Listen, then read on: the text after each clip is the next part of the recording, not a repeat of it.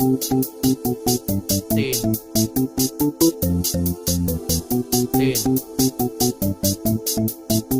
đồng tiền không mắt không hồn. Yeah.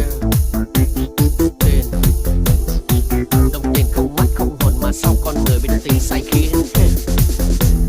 Tiền là cái chi, tiền là mảnh giấy số ghi rõ ràng.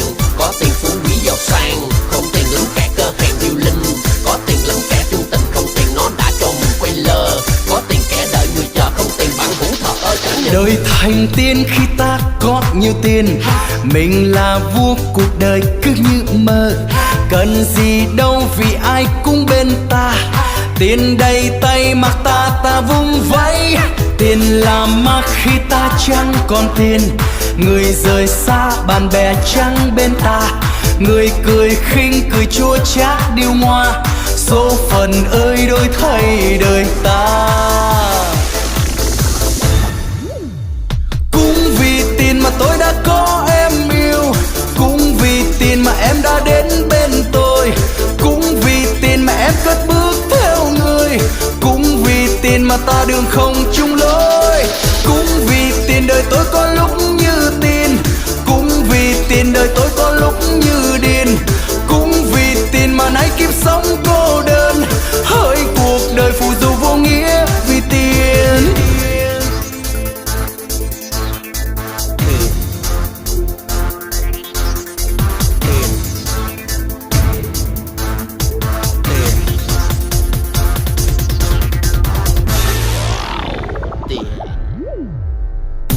Có tiền đầy đủ họ hàng, không tiền cô bác bàng hoàng chơi dơi. Có tiền thỏa thích ăn chơi, không tiền làm toát mồ hôi cả ngày. Có tiền sáng sinh chiều sai, không tiền bụng đói suốt ngày nằm phơi. Có tiền xuống phố ăn chơi, không tiền nằm ngủ chào ôi đối lòng. Có tiền cưới vợ gả chồng, không tiền ông tơ cũng chẳng sẽ duyên.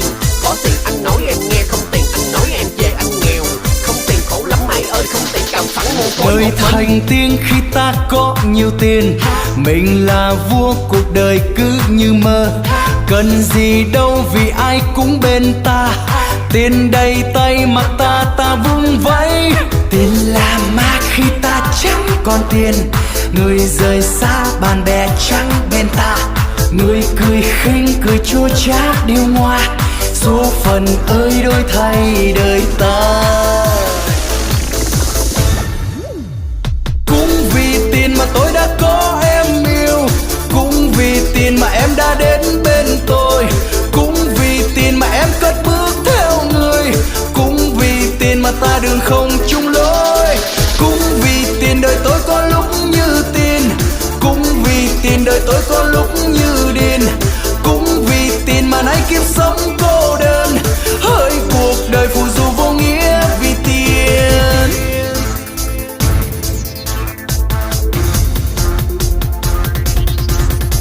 Cũng vì tiền mà tôi đã có em yêu, cũng vì tiền mà em đã đến với tôi.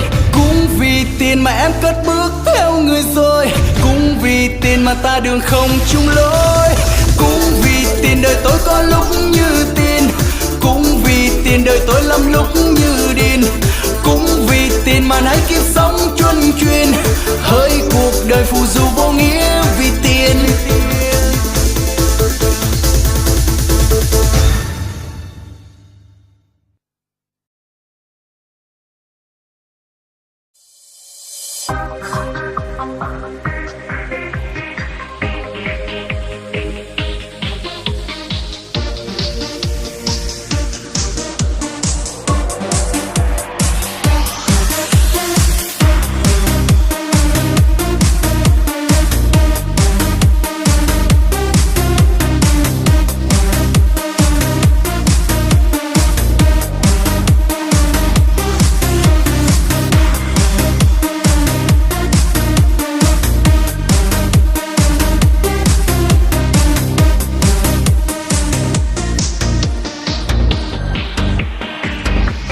Sống trên đời có ai không nghĩ về tiền.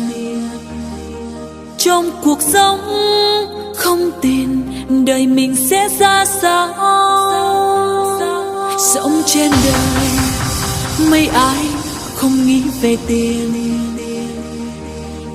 Còn tình đời lẽ nào bỏ quên.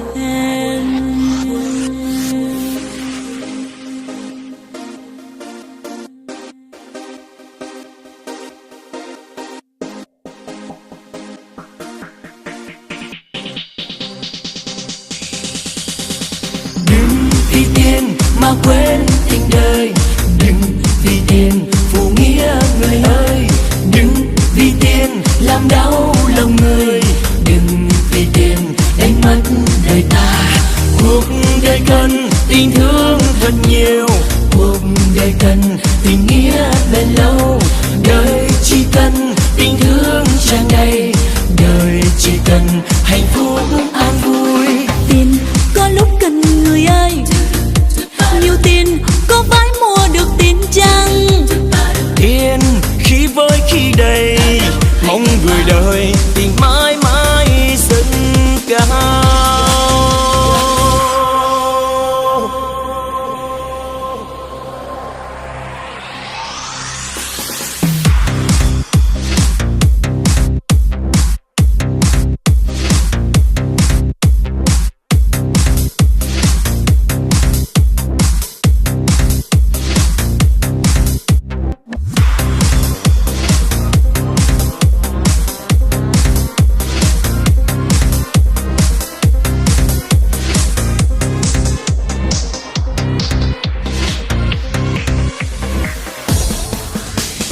Đừng vì tiền mà quên tình đời, đừng vì tiền phụ nghĩa người ơi, đừng vì tiền làm đau lòng người, đừng vì tiền đánh mất đời ta.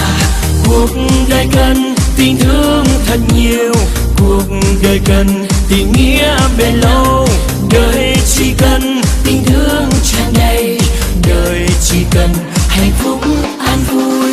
Tiền có lúc cần người ơi, nhiều tiền có phải mua được tin chăng? Tiền khi với khi đầy, mong người đời tình mãi mãi dâng